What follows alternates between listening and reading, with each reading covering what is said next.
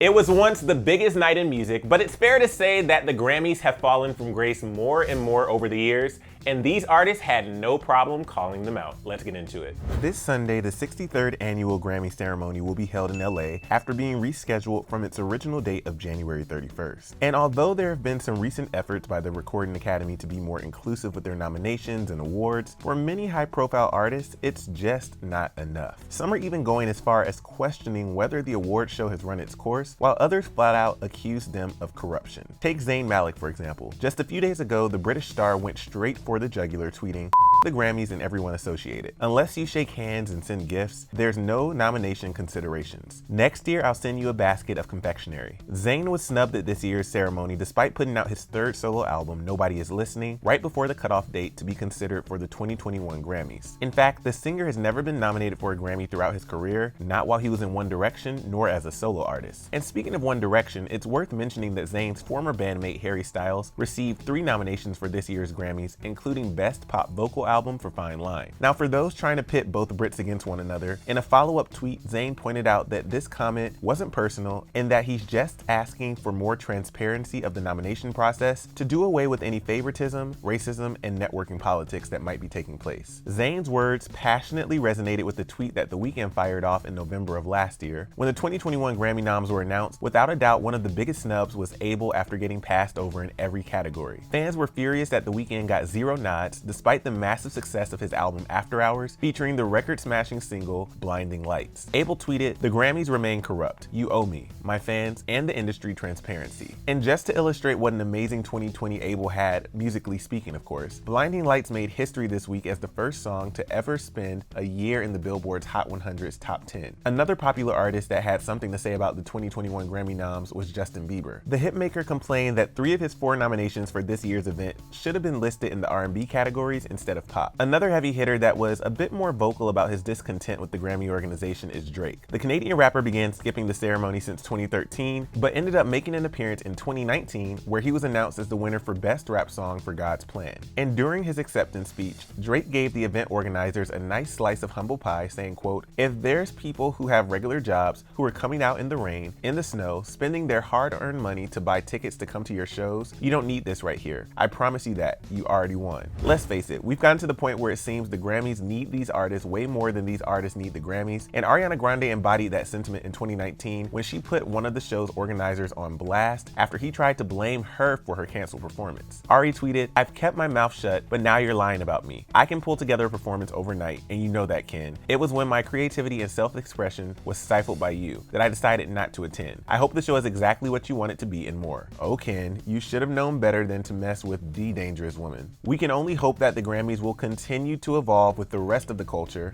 But for the time being, click right over here to see why Selena Gomez might be retiring from music, and then let us know your thoughts on the Grammys down in the comment section below. I'm your host, Emil Ennis Jr. You can find me on Instagram at Emil Ennis Jr., and I'll see you soon right back here on Clever Music. Bye, y'all.